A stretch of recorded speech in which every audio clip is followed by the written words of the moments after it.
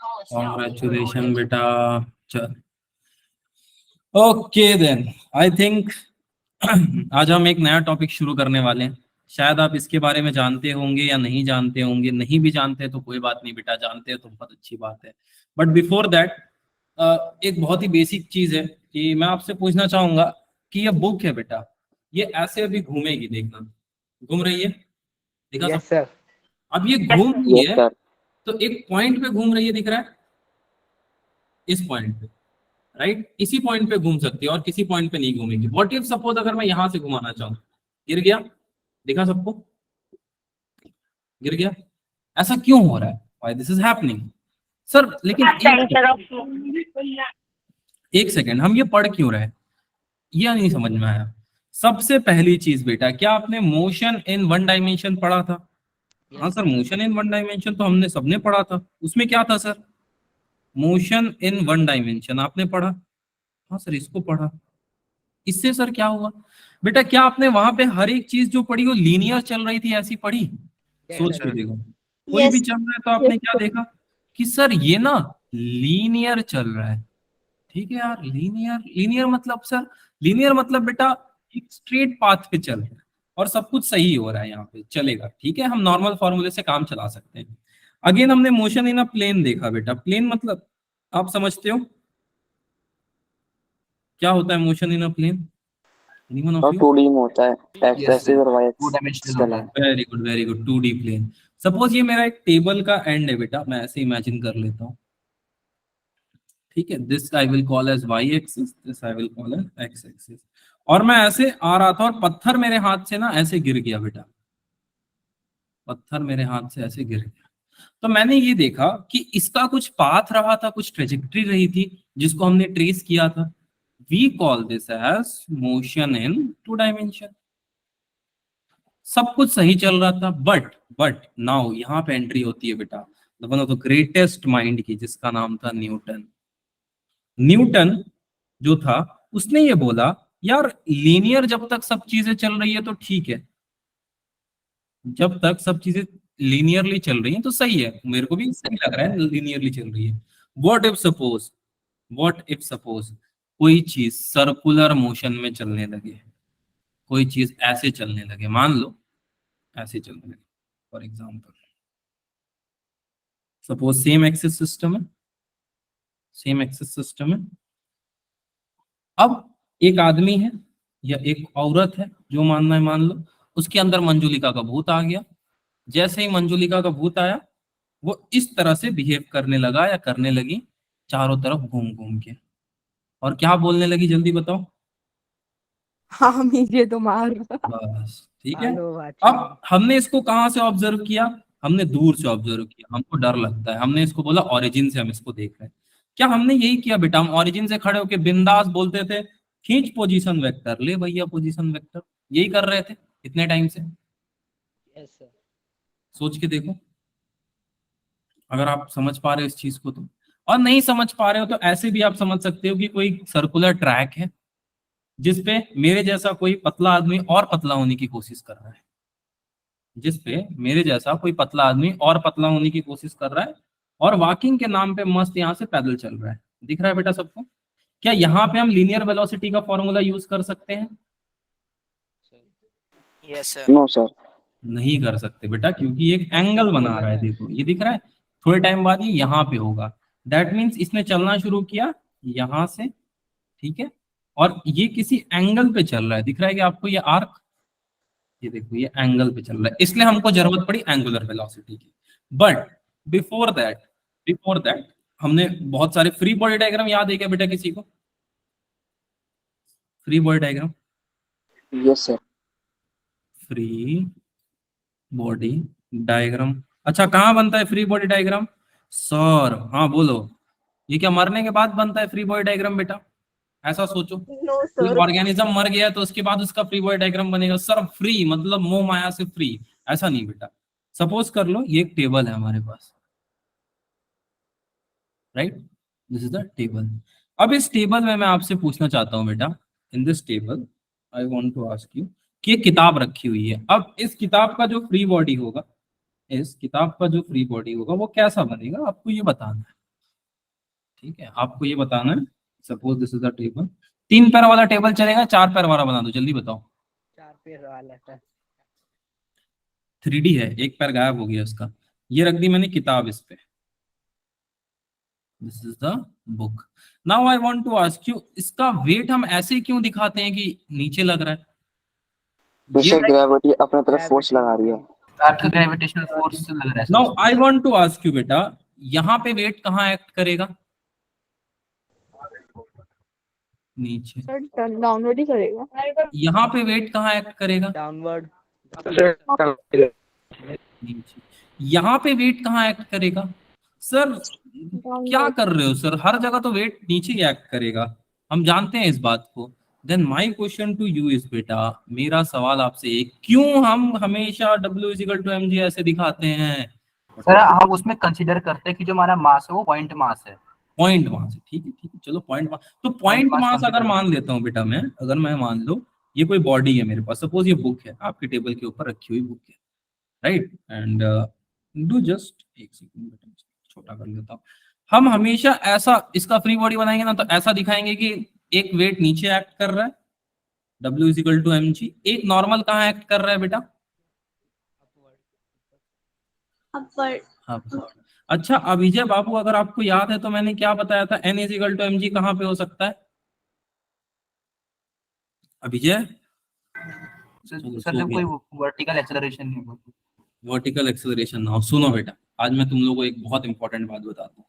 Always remember, जब भी आप N is equal to mg लिखोगे, ओनली ट्रू फॉर एनालिसिस। अगर आपको इसकी पढ़ाई करनी है तो ये तभी सही होगा बेटा जब ये सेंट्रॉइड पे हो, मतलब वो पॉइंट जहां से mg का जो ये डिस्टेंस है बेटा, ये n के इस डिस्टेंस के इक्वल हो, तभी आप बोल सकते हो n is equal to mg। अन्यथा अगर आप बोल रहे हो n mg के इक्वल है तो बिल्कुल गलत है। ठीक है, एक बार और समझाता हूँ बेटा। एक बार और समझाइए। हाँ अभी समझाता हूँ बेटा। ये जो डिस्टेंस है, this distance must be equal to this distance, यही हम लिखते हैं LHS is equal to RHS में, मैथ्स में। ठीक है, अगर मैं बोल देता n is equal to mg को ऐसे बना देता, mg और n की वैल्यू बहुत ज्यादा, ये सही होता है गलत होता है? यहाँ पे मैं लिख लेता n is equal to mg, कभी नहीं लिख पाता बेटा। जब तक n और mg सिर्फ इकलौता ऐसा पॉइंट है बेटा, इसको हम बोलते हैं सेंटर, इकलौता ऐसा पॉइंट है जहां से n का डिस्टेंस सेंटर से और mg का डिस्टेंस इक्वल होता है, वहीं पे हम फ्री बॉडी बना के n is equal to mg लिखते हैं। एक बार और समझाता हूं, सेंटर से एक ऐसा पॉइंट होगा हर एक बॉडी पे जहां से mg की वैल्यू n की वैल्यू दोनों इक्वल होगी, और वो पॉइंट हर जगह नहीं होगा, सिर्फ एक पर्टिकुलर जगह होगा, इसी को हम ओरिजिन या सेंटर बोल देते हैं। ठीक है, इसमें डाउट तो बताओ। No sir. डाउट है बेटा अभी भी किसी को? No, तो हम सब कर दो, अगले टॉपिक पे लेके चलता हूँ फिर। चले, सुनो, अब एक एरिया है, एरिया मतलब आप जानते हो एरिया क्या होता है, या मान लो कोई एक टुकड़ा ले लिया मैंने ऐसे, ठीक है, इस टुकड़े पे बेटा बहुत सारे फोर्सेस लग रहे हैं, एक फोर्स यहाँ लग रहा है, ठीक है, दूसरे पेन से ही बना देता हूँ ताकि विजिबिलिटी रहे। एक फोर्स यहाँ लग रहा है इस पे, एक फोर्स यहाँ लग रहा है, एक फोर्स यहाँ लग रहा है, एक फोर्स यहाँ लग रहा है, एक फोर्स यहाँ लग रहा है, इसका नाम मैं दे देता हूँ F1, F2, F3, F4, F5. Now my question to you is, find a force F, find a force F which can replace all the forces, which can replace all the forces and produce same effect, and produces same effect. क्या होगा सोचो, just think यार, एक ऐसा force क्यों ना हम खोज लें जो इन सारे फोर्सेस का इफेक्ट इतना ही प्रोड्यूस करता हो और सारे फोर्सेस को रिप्लेस कर जाए। आपको उसका नाम बताऊं मैं, कोई इसका नाम जानता है क्या होगा? सर इन सबको वेक्टर्स हैं।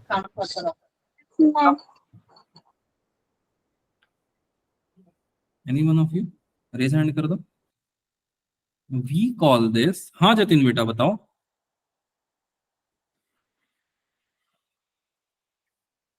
We call this by the name, resultant. यही होता है Resultant force. रिजल्टेंट बेटा।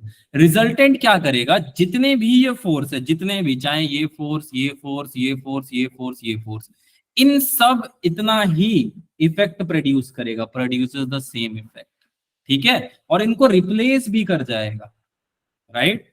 यही वो फोर्स है बेटा which can replace all other forces and produce same effect, इसी को हम बोलते हैं रिजल्टेंट। ये याद रहेगा आपको। Yes sir. Sum of all forces नहीं बोल सकते? क्या बेटा? Sum of all forces is known as resultant. हाँ, ये इसी को तो आप बोलोगे कि रिजल्टेंट एक ऐसा फोर्स है जो बाकी सारे फोर्सेस को रिप्लेस कर दिया है। Fi where I is equal to 1 to n, ये रियल इक्वेशन होती है किसी भी रिजल्टेंट की। देख के डरो मत, बस मैंने कुछ नहीं लिखा है, मैंने लिख दिया R is equal to F1 plus F2 plus F3 and so. ठीक, अब मैं आपसे एक छोटा सा सवाल पूछना चाहूंगा कि मेरे पास एक ऑब्जेक्ट है बेटा, एक पत्थर है, एक पत्थर है मेरे पास। अब इस पत्थर का वेट कहाँ एक्ट करेगा?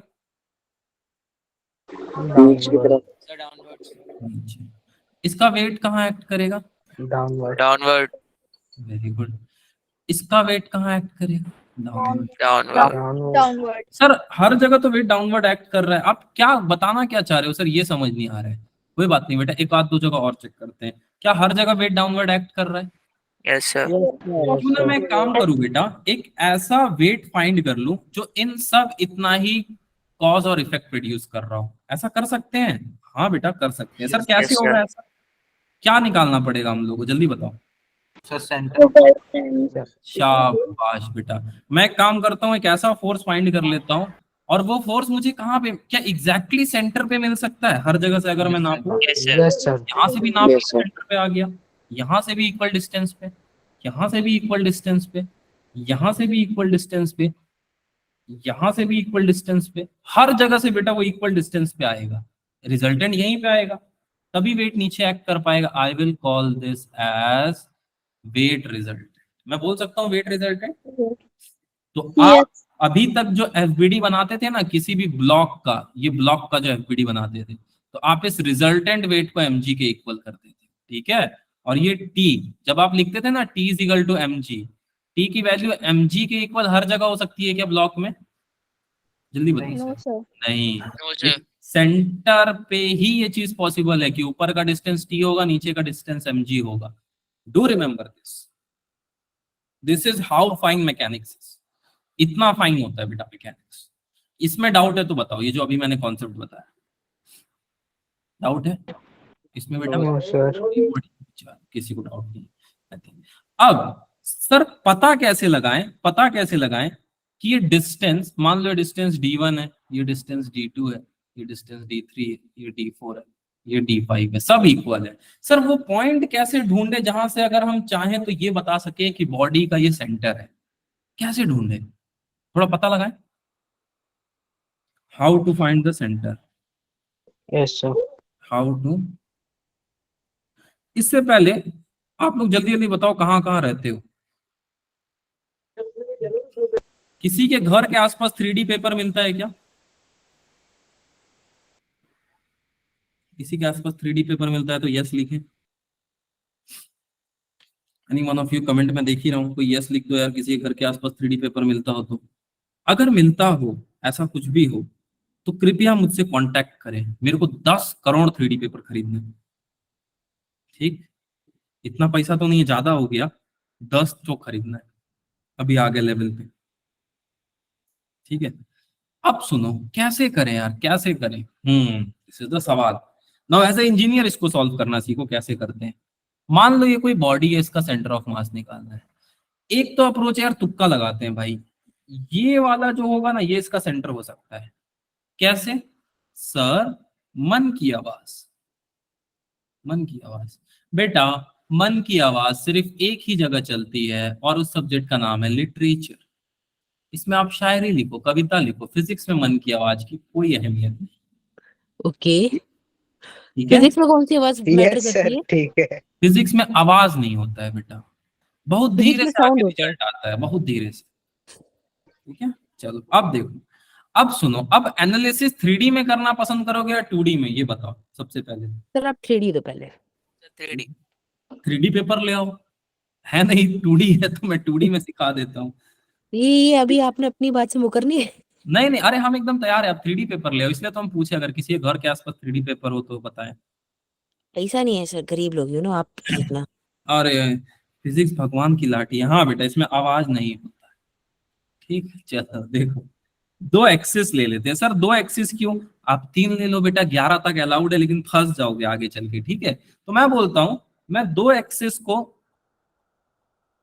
2 एक्सिस की कसम खा के बोलता हूं, मैं इन 2 एक्सिस के अलोंग इस बॉडी का सेंटर ऑफ मास निकाल लूंगा।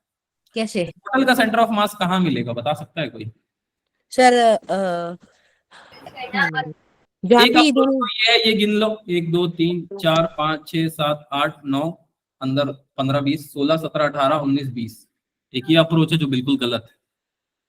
ठीक है, ओके ठीक है क्या? हाँ सही है। बिस्लरी के अंदर घर का पानी पीने वाले लोग। कोई बात नहीं बेटा, ये प्लास्टिक दिख रहा है तुमको? यस इतना सर। करीब 2 के Yes. पानी भर के पी रहे हैं, बताओ तुम मजा। सुनो, चलो आगे चलते हैं बेटा। देखो, अब देखो, अब मैं मान लेता हूं कि यार सेंटर ऑफ मास कहाँ हो सकता है, यहाँ हो सकता है, थोड़ा सा और दूर यार, यहाँ भी हो सकता है, यहाँ भी हो सकता है, यहाँ भी हो सकता है, यहाँ भी हो सकता है, यहाँ भी हो सकता है। ये सब पॉइंट के आसपास होगा, तुक्का इतना तो लगा सकता हूं मैं। Yes, sir. Yes, sir. चलो ठीक, इसको मैं पोजीशन वेक्टर नाम दे देता हूं R1, सॉरी R1। इसको मैं पोजीशन वेक्टर नाम दे देता हूं R2। अब मैं ओरिजिन से इसको मेजर तो कर ही सकता हूं, कुछ नहीं हो तो। इसको मैं नाम दे देता हूं R3। इसको मैं नाम ऐसे नाम दे सकता हूं, टाइम वेस्ट हो रहा है, मतलब आप सब कॉन्सेप्ट समझ गए ना बेटा, बहुत सारे मैंने। Yes, sir. अब सुनो, अब अगर मैं जानना चाहूं कि सेंटर ऑफ मास कहाँ है इस बॉडी का, इट इज वेरी सिंपल। कैसे? मैं बोलूंगा कि पोजीशन वेक्टर का सेंटर ऑफ मास कहाँ होगा। Simple, m1 r1 plus m2 r2 plus m3 r3 and so on, divided by सारे मासेस को जोड़ दो, m1 plus m2 plus m3। Sir इससे आ जाएगा? ऑब्वियसली आ जाएगा बेटा। सर ये कैसे आ जाएगा सर, और ये मतलब ऐसे कैसे आ जाएगा, बताता हूं। Let me just ask you simple question. एक स्केल है हमारे पास। हाँ हाँ दीपक बेटा बोलो, रेज हैंड किया आपने। सर एक बार हाउ टू फाइंड सेंटर एक बार वापस से समझा दो ऊपर जी वाली जी से। अभी समझाता हूँ बेटा, इस एग्जांपल के बाद देखो, इससे याद रहता है 1 2 3 4। Now I just simply want to ask you बेटा, सिंपली मैं आपसे ये पूछना चाहूंगा कि इसका सेंटर ऑफ मास बता दो कहाँ होगा इस स्केल का। अगर मान लो 4 2 पर, sir. 2 Sir, 2 पर. Yes, sir. 2 पर, 2 पर होगा। कैसे पता चला आपको 2 पर होगा? सर इसके डिस्टेंस को 2 से डिवाइड कर सकते हैं। 2 से डिवाइड कर सकते हैं, क्योंकि आपको क्या दिख रहा है, इस तरफ का मास मान के चलता हूं मैं 2 दिख रहा है, इस तरफ का मास कितना दिख रहा है? 2. ठीक है, आई थिंक ये सबको क्लियर है। एक और एग्जांपल मैं चाहता हूं, आप लोग मुझे बताएं। थोड़ा सा छोटा टेबल बन गया, बट ठीक है, it is fine for us. आप मेरे को, वैसे आपने किया है यार तो, बट डोंट वरी, बेसिक यही है तो ये समझाना पड़ेगा। एक क्लास है बेटा, ठीक है, इस तरफ है गर्ल्स, इस तरफ है बॉयज। तो इस तरफ है गर्ल्स, इस तरफ है बॉयज। तो गर्ल्स के नंबर शुरू होते हैं 70 70 71 72 73 74 75। बॉयज का नंबर शुरू होता है 0 1 3 4 5 6 7। अब मैं आपसे पूछूं कि गर्ल्स का एवरेज मार्क्स कितना आया था, तो आप क्या बताओगे? सर सर ऐड करके सर डिवाइड सबको ऐड कर टोटल देंगे। है। को ऐड करके डिवाइड कर, डिवाइड कर Divide. दोगे. ठीक है, डिवाइड कर दोगे टोटल से। तो एवरेज आप क्या बता रहे हो, एग्जैक्टली सेंटर ही बता रहे हो, एक Yes, सेंटर sir. बता रहे हो ना। Yes sir. सोच के देखो, एक सेंटर आप बता रहे हो जिससे ऊपर और नीचे की वैल्यू इस टेबल में दे रखी है, यही बता रहे हो। Yes, sir. Yes, sir. Just imagine बेटा, बॉयज का क्या आएगा, बॉयज का सेंटर क्या आएगा? सर क्या आएगा बेटा? आप ऐसे ही करोगे 1 + 2 + सो सबको Yes, sir. ऐड करके सर सर डिवाइड 3 और करेंगे। 4 के बीच में 3.5 कैसे? 3 आएगा। ठीक है, कोई बात नहीं, 7 का आधा 3.5, ठीक ठीक। Total number of observation.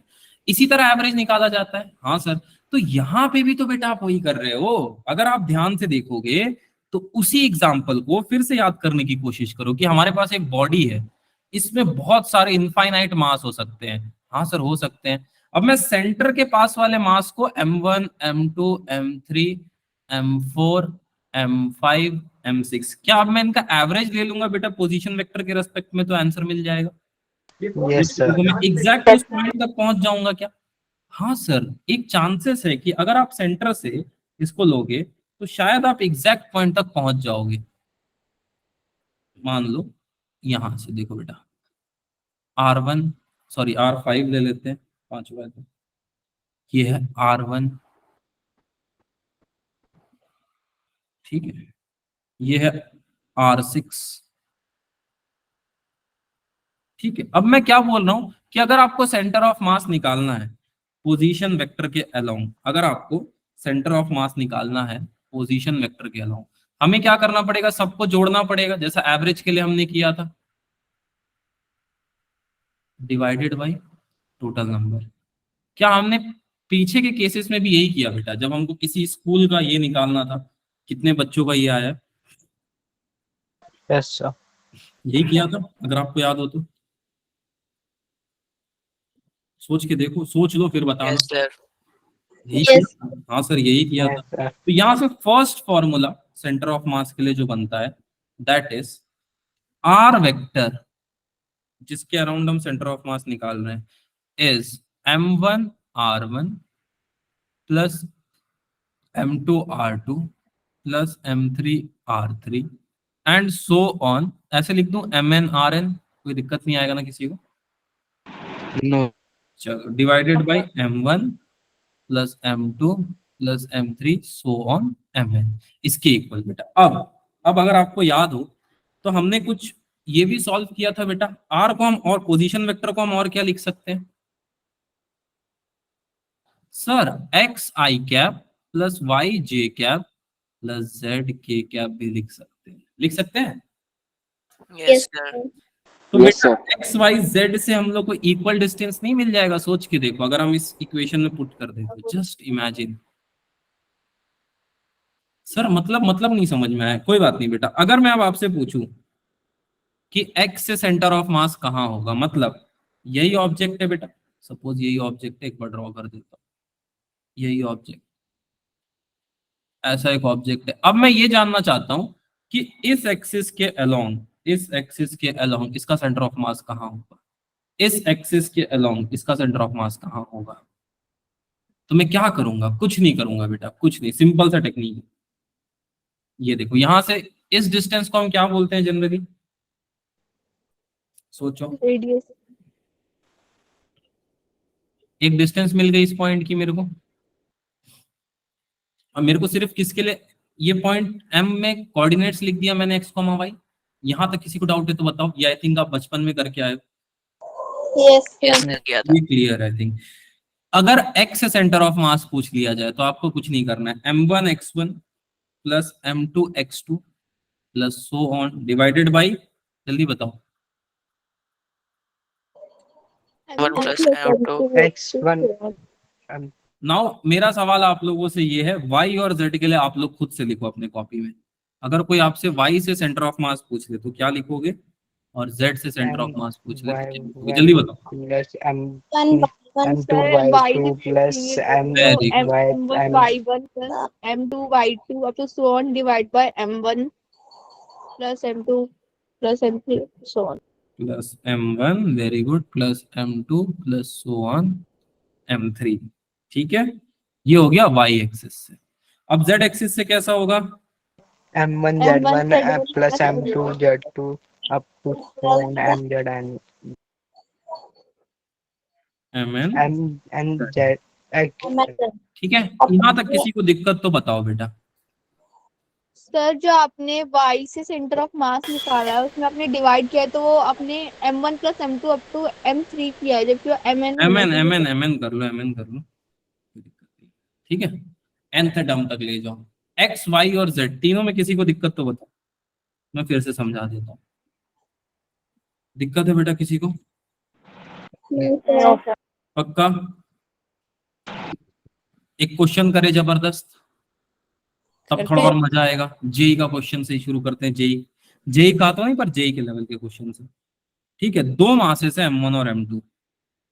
यहाँ पे एक मास है m1, राइट, यहाँ पे एक मास है m1, और एक और मास ले लेता हूं मैं यहाँ पे, बहुत दूरी लेके चल जाता हूँ ताकि लेफ्ट साइड पे लिख पाऊँ। यहाँ पे एक और मास है बेटा मेरे पास m2। अब सुनना बहुत ध्यान से, इनको मैंने r डिस्टेंस से सेपरेट कर दिया है। इनको मैंने r डिस्टेंस से सेपरेट कर दिया। अब आपको बताना है सेंटर ऑफ मास कहाँ है। हाँ बताना है, बताना है तो ठीक है, इसे कैसे बता देंगे? कैसे बता देंगे सर इन दोनों का? देखो बेटा अब मैं बताता हूँ। मैं इसको अगर ओरिजिन मान लूं, फॉर एग्जाम्पल मैं इसको ओरिजिन मान लेता हूँ। ठीक है, अगर मैं इसको ओरिजिन मान लूंगा तो क्या होगा जल्दी बताओ? इसके कोऑर्डिनेट क्या हो जाएंगे यहाँ पे? पॉइंट 0 0। वेरी गुड, 0, 0 अब सुनो, अब सुनो बहुत ध्यान से सुनो। अब मेरे को कोई बच्चा एक्स एक्सिस के अलोंग सेंटर ऑफ मास लिख के बता सकता है इनके लिए? Any one of you? Sir coordinate geometry का फॉर्मूला लगाए? m1 m1 से plus r m2 की दूरी upon कितनी r है? 0। 0 m2 0 कितनी दूरी पे है m2 सर? r 0 ही है। r by 2। Divide by 2। Divided by 2 या m1 plus m2? m1 m1 plus plus sir m1 plus m2 m2। 0 आएगा 0 हो जाएगा। Sir m2 r divide by mn plus divided by m no sir. ठीक है, अच्छा कोई बात नहीं, y से बता दो यार कहाँ आएगा centre of mass? Sir 0। Sir y से तो 0 ही हो जाएगा ना सर? सर 0 हो जाएगा। 0 हो जाएगा पक्का? Yes sir. हाँ यस सर पक्का। क्यों 0 होगा कोई बताओ? सर एक्सेस में ही नहीं है। क्या सर, एक्सिस y से एक्सिस गुजर में। रहा है? अरे नो सर सर वाई से नो कहाँ सर, गुजर रहा है रेडियस सर? कुछ भी वाई से तो गुजर ही नहीं रहा है। तो x वाई एक्सिस की में। कितना भी दूरी पे हो क्या लिखोगे? 0 तो इसका सेंटर ऑफ मास अगर आपसे कोई पूछ ले, अगर इसका सेंटर ऑफ मास पूछ ले तो आप ऐसे लिखोगे बेटा। देखो सबसे पहले एक ब्रैकेट लगाना, सबसे पहले एक्स एक्सिस के लिए लिखना। एक्स एक्सिस के लिए कितना आया था? m2r divided by m1 plus m common 0। और अगर आप देखोगे, कोई डंबल देखा है जिम का? Yes sir. Yes sir. जब जिम जाओगे तो डंबल का सेंटर ऑफ मास निकाल के लाके मेरे को बताना। ठीक, कहाँ पे है? आजकल इंस्टा पे एक रील भी चला है कि ऐसे ही डंबल होता है, कोई इसको उठा रहा होता है और लिख दिया ही अप्लाइड फिजिक्स अ लॉट। हम सोचे जेई में अप्लाई कर दिया होता। ठीक, सुनो, और ये कहां से है सेंटर ऑफ मास, ये बता सकता है कोई? फ्रॉम m1 के रेस्पेक्ट से m m1 के रेस्पेक्ट m1 से, याद रहेगा बेटा m1 से। Yes sir. m1 से m2। चलेगा? यहां तक डाउट है तो बताओ। No sir. पक्का? थोड़ा सा चेंज करूं क्वेश्चन? Yes sir. अब एक और जबरदस्त क्वेश्चन की तरफ हम चलते हैं। ट्रायंगल का वर्टिसेस पे कैलकुलेट कर लेते हैं, जेई का वन ऑफ द फेवरेट। देखो बेटा, अगर मान लो यहाँ पे एक मास ले लेता हूँ, इससे यहाँ पे एक मास है m, यहाँ पे एक मास है m, यहाँ पे ले लेता हूँ मास 2m, ठीक, या 3। इसने रेज हैंड किया, बोलो बेटा बोलो। सर अगर रिस्पेक्ट पॉइंट चेंज कर दे तो हमारे कोऑर्डिनेट्स अलग आएंगे सेंटर ऑफ मास के? अगर क्या चेंज कर दे बेटा तू? रिस्पेक्ट। हाँ, फिर वैल्यू अलग आ जाएगी ना, -r आ जाएगा। अगर m2 के रेस्पेक्ट में करोगे तो m1 -r आ जाएगा, फिर ओरिजिन m2 खुद हो जाएगा उस केस के लिए। ठीक है, जैसे अगर आप चाहो आप इसको ओरिजिन मानोगे तो क्या हो जाएगा, ये तरफ -r पोजीशन वेक्टर हो जाएगा। ठीक, ठीक है क्या बेटा? Yes sir. अभी भी डाउट है तो बताओ। चलो, सवाल को लिख ही देता हूं मैं ताकि तुम लोग कंफ्यूजन हो। 3 masses ऐसे लिख दो बेटा, 3 masses ऐसे लिख दो, M1 M2 M3। ठीक है, श्री एक्टिवेट हो गई, चुप हो जाओ। M1 I don't see M1 M2 M3 by your contacts. Would you want to send me message to? एक सेकंड बेटा, चलो ठीक है, श्री एक्टिवेट हो गई थी, उसको दुख हुआ M1 M2 M3 के लिए। Are placed True. at the vertices of a quadrilateral या ट्रायंगल, जल्दी बताओ। ट्राइंगल। ट्रायंगल है पक्का। त्रिकोण। साइड ए, इसका साइड ए है, शॉर्ट में लिख दिया मैंने। Calculate the location of centre of mass. Calculate the location of centre of mass. कैसे कैलकुलेट करोगे? अच्छा फंसाया सर, कैसे? सुनो, सर तीनों मास का एम का मैग्नीट्यूड सेम है मास का। हाँ M1 M2 M3 ले लो, कोई दिक्कत नहीं है। M ले भी लो आप, कोई दिक्कत नहीं है। एम ही ले ले सर, M ही ले लो, M लेके बता दो। तीनों एम सर। तीनों M ले लो, तो ट्राई फिर सर सेंट्रोइड पे आएगा इसका। सेंट्रोइड पे आएगा। चलो देखते हैं, ठीक है क्या होता है, लेट्स सी। देखो, अगर सर तीनों एम है तो तब सेंट्रोइड पे आ जाएगा, वरना नहीं आएगा। वरना नहीं, पक्का। यस, अगर तीनों का क्या कहते हैं मास डिस्ट्रीब्यूशन अलग होगा तो सेंटर ऑफ मास चेंज हो जाएगा सर। चलो चलो ठीक है, देखते हैं, लेट्स सी। देखो बेटा, ये था ट्रायंगल हमारे पास, ठीक, ये था ट्रायंगल, ये थी मास m, ये थी मास m, इनके बीच का डिस्टेंस था a, this is also mass m। Now इसको अगर मैं ओरिजिन मानता हूं, let us suppose I am taking this as origin, इसको अगर मैं ओरिजिन मानता हूं और मैं यहां से सेंटर ऑफ मास निकालता हूं, तो x सेंटर ऑफ मास क्या हो जाएगा? m1 x1 प्लस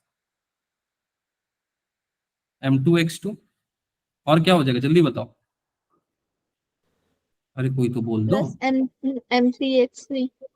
चलो एक बच्ची तो बोली, M1 x1 plus M2 x2 plus M3 x3 upon divided by क्या हो जाएगा?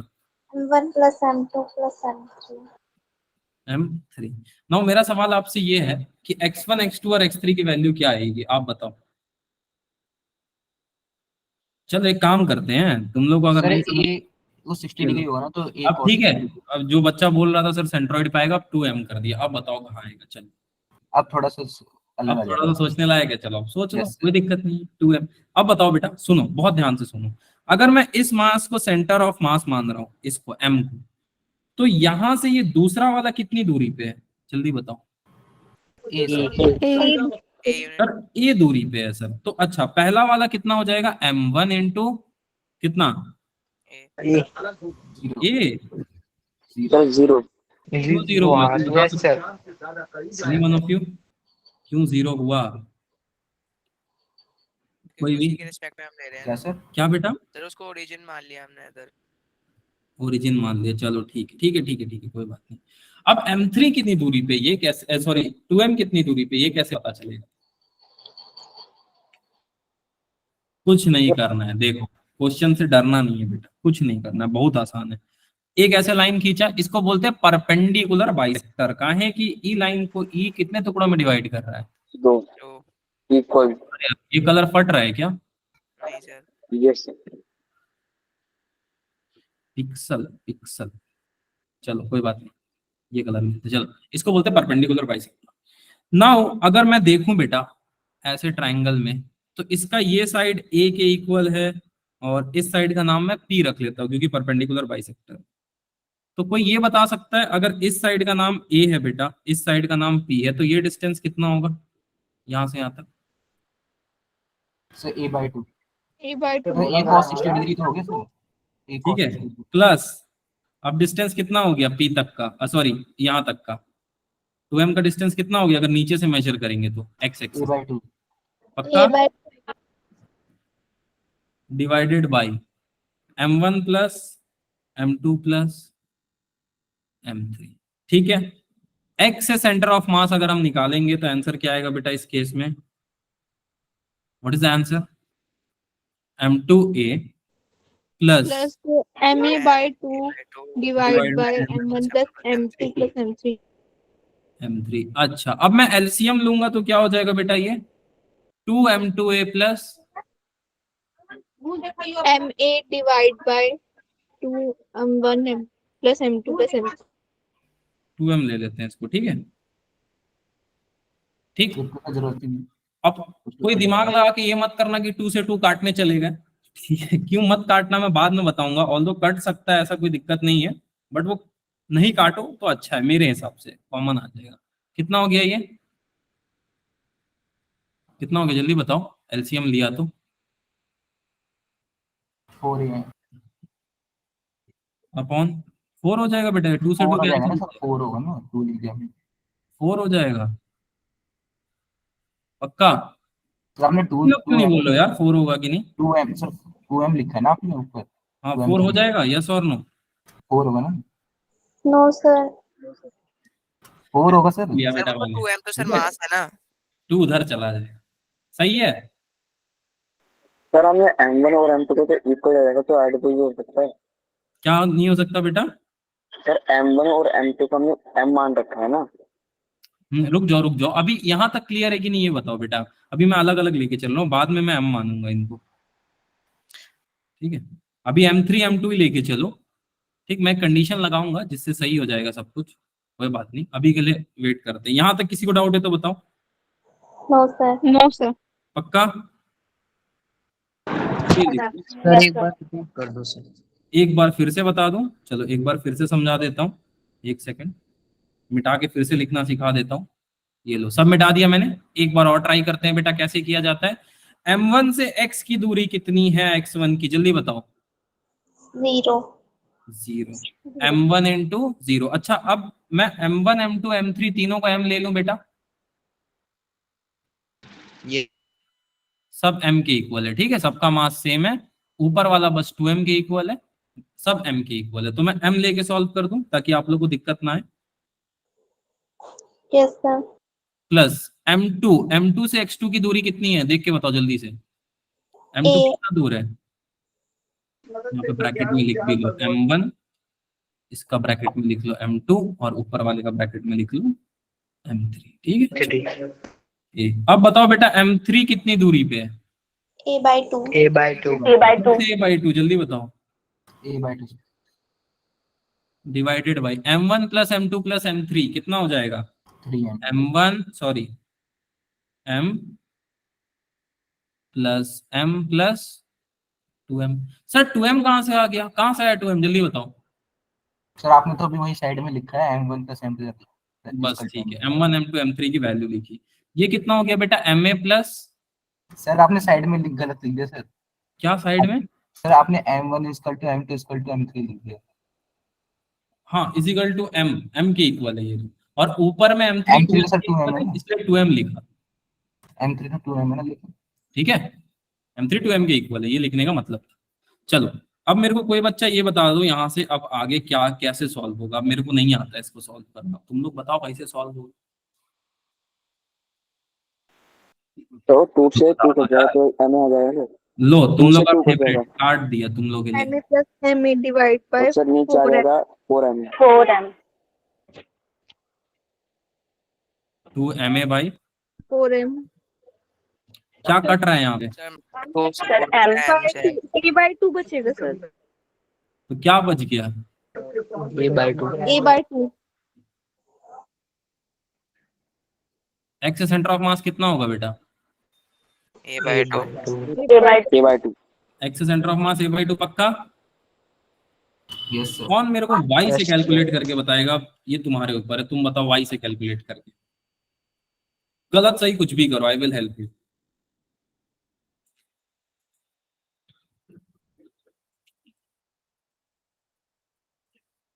आई विल हेल्प यू, गलत सही कुछ भी करो बेटा।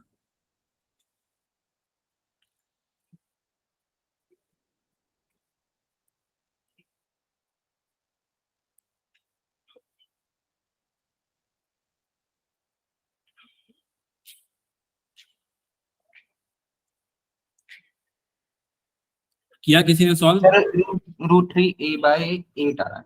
8? चलो कोई बात नहीं बेटा, वेरी गुड। थोड़ा सा गलत है बस, उसको सही कर लो, बाकी सब सही आया आपका। अरे सर सॉरी 4 तब सही है। 4 है। ठीक है, देखो कैसे करते हैं बेटा वाई के लिए, सीखो। अब देखो ध्यान से, यहाँ पे एक मास था m, यहाँ पे एक मास था m, यहाँ पे एक मास था। सर रूट 3a/4 है सर। वेरी गुड बेटा। अब आपसे मैं एक सवाल पूछना चाहूंगा, यहाँ पे हमने y की वैल्यू कितनी रखी थी? कितनी रखी थी? 0 कितना आया? डिस्टेंस कितना था y से? 0 सिमिलरली क्या यहाँ पे भी हम बोल सकते हैं कि y का डिस्टेंस जो होगा, इसको अगर मैं एक्सिस मानूं तो y का डिस्टेंस कितना होगा इस एक्सिस में? 0 होएगा सर।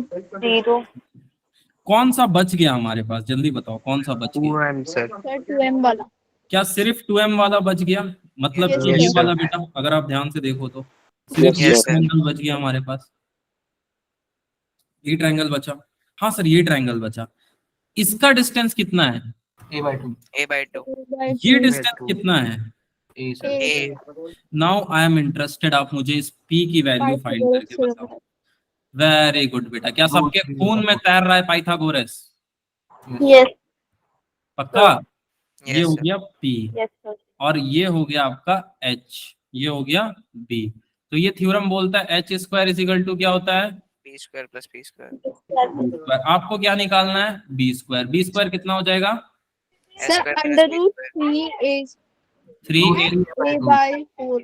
रूट 3a/4 कितना आ रहा है? 3a/4 तो अगर मैं यहां से सॉल्व करूं बेटा तो ये कितना हो जाएगा? a² - a²/4।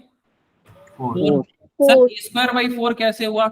अगर आप इस वैल्यू को देखो तो दिस इज a/2। a/2 का स्क्वायर कितना होगा? a²/4 अब अगर मैं एलसीएम ले लूं तो क्या आ जाएगा? 4a² - a²/4 3a²/4। अब ये p की वैल्यू है, p² की वैल्यू है? p² तो p की वैल्यू क्या हो जाएगी? √3a/2 3a²/4। अच्छा, किसी को ये पता है 4 किसका स्क्वायर है? 2 का सर। तो मैं ऐसे लिख सकता हूँ Yes, sir. √3a/2 Yes, p sir. की वैल्यू है। Yes sir. अच्छा, अब y से सेंटर ऑफ मास लिखना है। फर्स्ट मास के लिए कितना डिस्टेंस होगा बेटा? 0 0 वेरी गुड। सेकंड के लिए? 0 सर। Very good. थर्ड के लिए? Root 3/2 sir. Very good. √3a/2 divided by sir sir ये 2m ना 2m लिखेंगे ना? 2m है सर। 2m सॉरी, ठीक है, divided by 4m 4m 4m so the answer comes out to be root 3a/4 4m। और ये कितना हो गया? √3a इंटू रूट 3a/4 आ गया। तो y से सेंटर ऑफ मास कितना होगा? रूट √3a/4 क्या मजा आया? हल्का फुल्का yes sir. मजा क्या सर, ये क्या मजा है? ये तो सर ऐसा था कि बस हो गया। ठीक है, एक और सवाल करें? रुको सर 2 मिनट, या तुम लोग को होमवर्क दे दूं? जल्दी बताओ, जल्दी बताओ बेटा। सर कर लेंगे हम लोग दे दे। कर लोगे? यहाँ नहीं करोगे? चलो एक मजेदार सवाल कराता हूँ, रुक जाओ। देखो अब देखना इस सवाल को, बढ़िया सवाल है। साइक्लोहेक्सेन कितने लोगों ने देखा है? सर बनाया है सर, रियली में देखा है सर, ये बनाया बनाया है है सर। बनाया अरे है, कॉपी में ड्रॉप किया है। अरे रियली में शाहरुख खान थोड़ी ना, जो साइक्लोहेक्सेन है वो केमिस्ट्री का कंपाउंड है। ठीक है, उसको देख के भी क्या ही करोगे रियली में। चलो अब साइक्लोहेक्सेन का बताओ सेंटर ऑफ मास कहाँ होगा? सर वो तो साइड्स पे डिपेंड करेगा। साइक्लोहेक्सेन साइड्स पे डिपेंड कर रहा है। ठीक है, चलो इसको मैं दे देता हूँ mass A, sorry side A. This is the side A, this is side A, and सबको ए दे देता हूँ ताकि, ठीक है, यहाँ पे मैं बोलता हूँ मास 2m है, यहाँ पे मैं बोलता हूँ मास m है, यहाँ पे अगेन मैं बोलता हूँ मास 2m है, यहाँ पे अगेन मास 2m है, यहाँ पे m है, चलो अब कैलकुलेट करो बेटा, क्या करो, कैलकुलेट करो बेटा। नहीं वो तो समझ में आया, लेकिन करना क्या है इसमें? सेंटर ऑफ मास बता दो एक्स और वाई से कितना होगा। सर कुछ लंबा निकल जाएगा ऐसे, हाँ बेटा अरे कुछ लंबा निकल जाएगा ऐसे करेंगे तो। बताओ कितना आ रहा है, कोई दिक्कत नहीं है।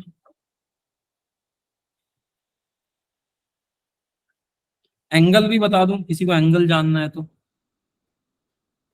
120 डिग्री होता है ना सर, 60-60। 60-60 में बांट दिया, यस ठीक है। साइक्लोहेक्सेन का एंगल 120 होता है, मैंने 60-60 में बांट दिया। कुछ भी गलत सही कोई कर पा रहा है? सर, हो जाएगा सर, बस आंसर तो छोटा हो है, जाएगा, सही बताऊं तो बहुत आसान आसान है, है सर, बहुत बहुत इजी क्वेश्चन है ये, यस सर। ठीक है। देख के टफ लग रहा है, सुनो अब देखो बहुत ध्यान से। अगर मैं इस लाइन को एक्सटेंड कर दूं बेटा, यहां तक ले आता हूं इस लाइन को, अब देखो यहाँ पे 2m और 2m दिख रहा है आपको। Yes sir. Yes sir. इस लोकेशन पे अगर मैं ऐसे लिख दूं 4m, तो गलती होगा सही होगा, आप बताओ। कैसे ही होगा? सही होगा सर, इसमें क्या गलती है, कौन सा बहुत बड़ा है? यहां से लेके यहां तक का डिस्टेंस कितना है, कितना डिस्टेंस सर है ए बेटा? सर ए है सर, इसमें क्या आपने नया बताया, ए है, कोई बात नहीं। यहाँ पे क्या लिख सकता हूँ, जैसे वहां पे मैंने 4m लिखा, यहाँ पे क्या लिख सकता हूँ?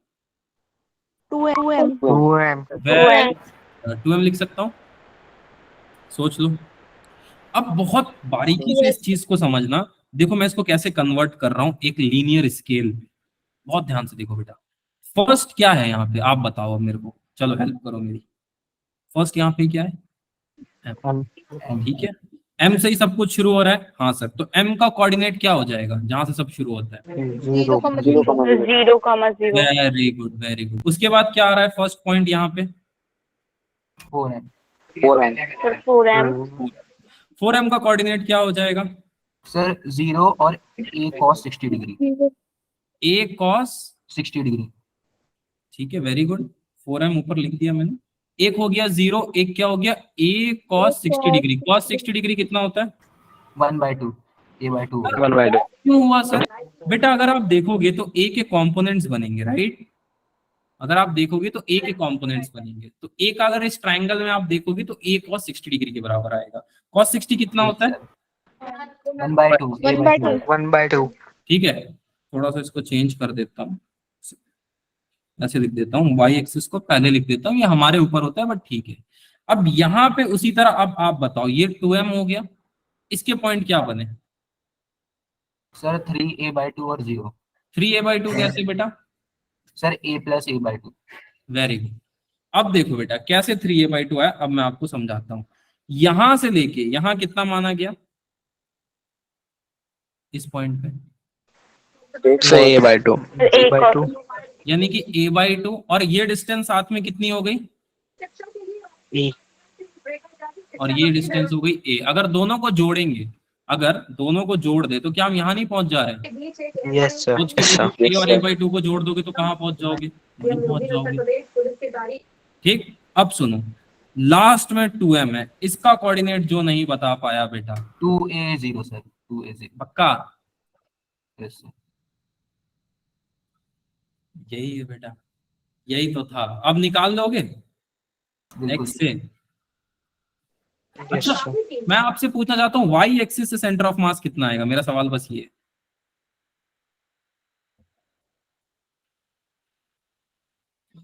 y एक्सिस से सेंटर ऑफ मास कितना आएगा? सर ये एक बार और समझा दो। जी जी बेटा, एक बार और समझाऊंगा, डोंट वरी। सर, जो y एक्सिस में है उसमें जो x एक्सिस में एक लाइन में आ रहे हैं उनको एक इकट्ठा कर लेंगे, ऊपर 2m और +m कर देंगे, 3m आ जाएगा। 2m + m कर देंगे, कितने लोगों को लग रहा है ऐसे आ जाएगा? जल्दी सोचो। सर, y में है ना, वो x एक्सिस में जितने भी एक साथ आ रहे होंगे तो उनको रख लेंगे साथ। y एक्सिस में क्या आ रहा है बेटा, अगर मैं इसको x, y मान लूं तो? सर, a sin 60 डिग्री आएगा फिर तो वहाँ पे लेंथ में जो ओरिजिन से होगी y में। नहीं नहीं, इस लाइन में क्या आ रहा है y में? 0 इस लाइन में तो 0 है सर। 0 है। सुनो कैसे मैंने किया, एक बार और समझाता हूँ बेटा, देखो बहुत ध्यान से देखना। यहां से यहां तक का डिस्टेंस हमने माना a, यहां से यहां तक का डिस्टेंस हमने माना a। अगर मैं एक इसको ट्रायंगल मानूं तो ये डिस्टेंस कितना हो जाएगा? सर ये डिस्टेंस कैसे पता चलेगा? कुछ नहीं बेटा, ये रिजल्टेंट था। एक कंपोनेंट यहां बनता है a sin 60 डिग्री का, एक कंपोनेंट यहां बनता है a cos 60 डिग्री के इक्वल हो जाएगा ये डिस्टेंस। ठीक है, तो ये a cos 60 डिग्री कितना होता है? a into 1/2। तो हमको पता चला इस तरह सॉल्व करने से ये डिस्टेंस है a/2। अच्छा, ये डिस्टेंस a/2 है तो ये डिस्टेंस ऑटोमेटिकली कितना हो गया? a/2। यस और नो? सोच के देखो। Yes sir, yes Yes, sir. ठीक, अब सबसे पहले हमने एक लाइन पे ड्रॉ करके देखा, यहाँ पे मास की वैल्यू कितनी आ रही थी? m। अच्छा, M. ये कहाँ पे था? ये था सेंटर पे 0,0 ओरिजिन पे। अगेन दूसरे पॉइंट पे यहाँ पे देखा, ये था बेटा 4m। यहाँ पे कोऑर्डिनेट क्या आ रहे थे? y एक्सिस से सब कुछ शून्य को अप्रोच कर रहा था, x एक्सिस से a cos 60 डिग्री। अभी दिखाया ना मैंने बेटा, ये एंगल बनेगा a cos 60 डिग्री का, जिसके साथ एंगल होता है, जिसके साथ एंगल नहीं होता है उसका साइन होता है a sin 60 डिग्री। ठीक है, इसमें डाउट तो बताओ। सेकंड 4m तक किसी को भी डाउट तो बताओ, फिर एक बार समझा देता हूँ। डाउट है बेटा? No, sir.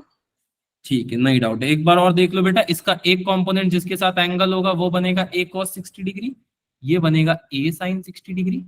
ठीक, अब ये डिस्टेंस a cos 60 डिग्री के बराबर है और cos 60 की वैल्यू होती है हाफ। ये आ गया हमारे पास 4m। थोड़ा सा और आगे बढ़े, यहाँ पे हमको मास मिला, इनको जोड़ने से m और m 2m। ठीक, अब 2m अगर आप ध्यान से देखो तो 2m पे हमारे पास कौन कौन से कोऑर्डिनेट है? विच कोऑर्डिनेट आर देयर? हमको क्या करना पड़ेगा? ये और ये डिस्टेंस को जोड़ देंगे तो हम कहां पहुंचेंगे बेटा? 2m। तो a प्लस a/2 कितना होता है? The answer is 2a plus a/2 which is 3a/2। अच्छा, हम चल किस एक्सिस पे रहे हैं? किस एक्सिस पे चल रहे हैं? किस एक्सिस पे चल रहे हैं? y में कुछ भी हो रहा है?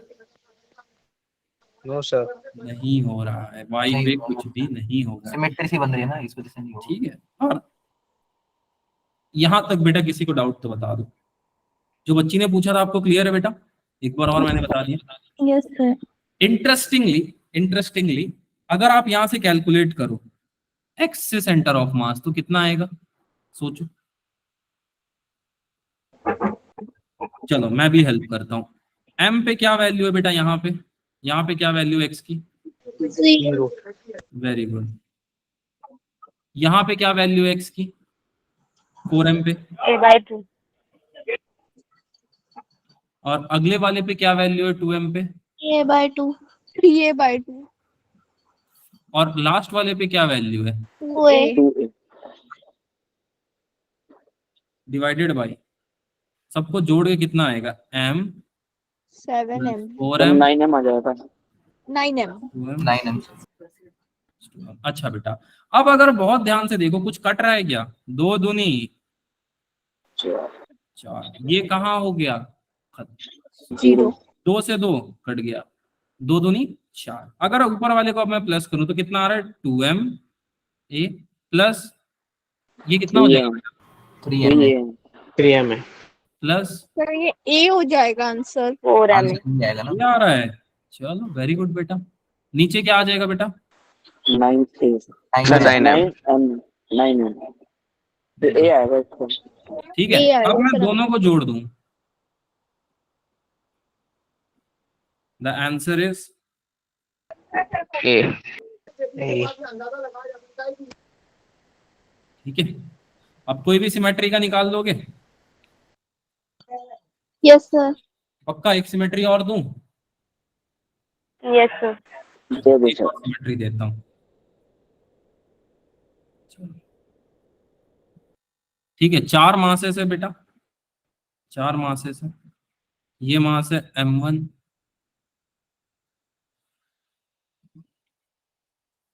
अब आप लोग बताना मेरे को।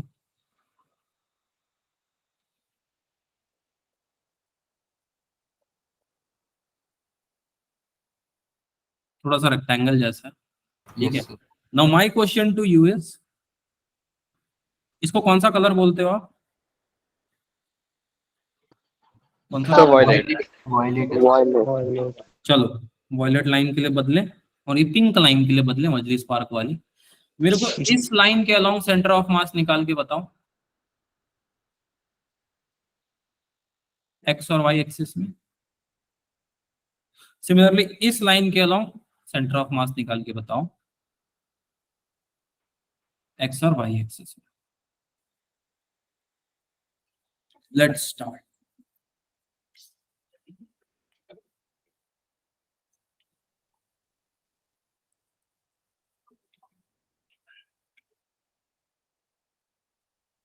Start the game. सर हो तो गया है सर, आप बता दो एक बार ओरिजिन कौन सा लेना है। हो गया सर। कितना आएगा क्या? अगर M1 को ओरिजिन ले ले तो नीचे वाली लाइन में तो ना ना ना M2 ना ना, M1 को ओरिजिन नहीं लेना है, M3 इस केस में ओरिजिन बनेगा बेटा। इस केस में M3 ओरिजिन बनेगा, ठीक ऊपर है। से लेना है। ये और हाँ, इस लाइन के अलोंग, कभी भी लाइन के अलोंग पूछा जाए ना, लाइन अलोंग, तो फर्स्ट वाला मास ऑटोमेटिक सर आपने ओरिजिन। नीचे वाली लाइन का पूछा था। और नहीं नहीं, इस यहाँ पे देखो ना, इस लाइन के अलोंग सेंटर ऑफ मास बताओ और इस लाइन के अलोंग बताओ। चलो फर्स्ट के लिए अगर मैं सॉल्व करूं बेटा, फर्स्ट के लिए तो एम एक्स M3 कितना हो जाएगा? M3 इंटू M3 जीरो, और M4 कितना हो जाएगा बेटा? M4 log x divided by M3 plus M4 अच्छा, तो आंसर कितना आ गया? M4 log x upon M3 plus M3 plus M4। अच्छा, वाई एक्सिस में कितना हो जाएगा बेटा? कुछ दिख रहा है वाई एक्सिस में, अगर मैं सिर्फ इस लाइन के अलोंग बात करूं? नहीं सर। नहीं, यस सर। ठीक है। तो अगर मैं सिर्फ इतने पोर्शन के बारे में बात करूं तो यहाँ पे वाई एक्सिस के अलोंग कुछ नहीं दिख रहा है। नहीं दिख रहा है पक्का? Yes sir. दिख भी नहीं रहा है, सही बता। लेकिन लेकिन लेट्स चेंज द गेम। अब हम इस गेम को बदलते हैं बेटा। अगर मैं आपसे पूछूं M3 और M1 के बीच में, तो एक्स एक्सिस में कुछ दिख रहा है? No sir. कौन से एक्सिस में दिख रहा है? Minus, minus y. ठीक है। सिमिलरली M2 और M4 के लिए पूछूं तो आपको किस एक्सिस में दिख रहा है सब कुछ? y Y. Minus Y. M1 और M2 के लिए पूछूं तो आपको किस एक्सिस में दिख रहा है सब कुछ? X axis. अब आपसे कोई भी पूछेगा अलोंग लाइन तो आप निकाल पाओगे? Yes sir. Yes sir. M4 log x, very good Yash बेटा। किसी को डाउट यहाँ तक तो बताओ जल्दी से। नहीं डाउट है? चलो घर पे बेटा y के लिए भी ट्राई करना, आंसर आ जाएगा, बहुत इजी है I think. Centre of mass, अब कोई भी मास आएगा ना बेटा, हमेशा याद रखो, अगर कोई भी सिमेट्री आ रही है तो उसको तोड़ दो। यहाँ पे दिख रहा है एक ट्रायंगल के फॉर्म में हमने तोड़ा, दिखा क्या? फिर इसको हमने किस सर, दिख फॉर्म में तोड़ा? एक रेक्टेंगल के फॉर्म में तोड़ा, यस और नो? Yes sir. फिर से एक ट्रायंगल के फॉर्म में तोड़ा, दिख रहा है आपको? Yes sir. और अगर इस चीज को और अच्छे से फील करना चाहो तो एक डॉटेड लाइन बना के आप चेक भी कर सकते हो। Suppose this is your dotted line, यहां तक हमने यहां से फाइंड कर लिया और ये वाला हमने यहां से, ठीक है। इसको आप चेक भी कर सकते हो, this is the technique of checking. चलो अब हम चलते हैं दूसरे तरफ। हालांकि यहां तक तो सब कुछ ठीक था, लेकिन व्हाट इफ सपोज मैं आपसे पूछ लूं, एक सेकेंड, बाल भी नहीं निकल रहा है यार। चलो कुछ और है क्या? पतला सा कुछ होता तो, हाँ चलो मिल गया। होप का बाल है, तो फिर वो छोटा बाल है यार, उसका भी बाल कटवा दिया था मैंने, अब बाल नहीं है। चलो कोई बात नहीं, आई थिंक एक बाल निकाल ही लेता हूँ। बाल दिख रहा है क्या सबको? दिखेगा भी नहीं, कोई बात नहीं। ये वायर दिख रही है सबको? Wire, yes sir. इस वायर का सेंटर ऑफ मास निकाल सकता है क्या कोई? कैसे निकालेंगे सर? सर पहले तो देखना पड़ेगा मास का डिस्ट्रीब्यूशन कैसा है। और इसका मास हर जगह से सेम है क्या? यस। मास सेम लग रहा है? नहीं No, सर, यहाँ पे मास अलग है, यहाँ पे मास अलग है, यहाँ पे मास अलग है, दिख रहा है? Yes sir. यार सब कुछ तो ठीक है, ऐसी चीजों का सेंटर ऑफ मास कैसे निकले सर जिसमें मास अलग अलग है? या फिर सर एक्स डिस्टेंस की दूरी पे सब कुछ बदल रहा है सर इस केस में? सर कैसे हम इस केस को सॉल्व करेंगे? अगली क्लास में हम उस चीज को इन्वेस्टिगेट करेंगे कि बाल के शेप का ऑब्जेक्ट हो, धागे के शेप का ऑब्जेक्ट हो, इस तरह अनइक्वल डिस्ट्रीब्यूटेड मास हो, तो हम उसको कैसे सॉल्व करते हैं। ठीक है, अब चलो सबका डाउट ले लो फर्स्ट के 10 मिनट।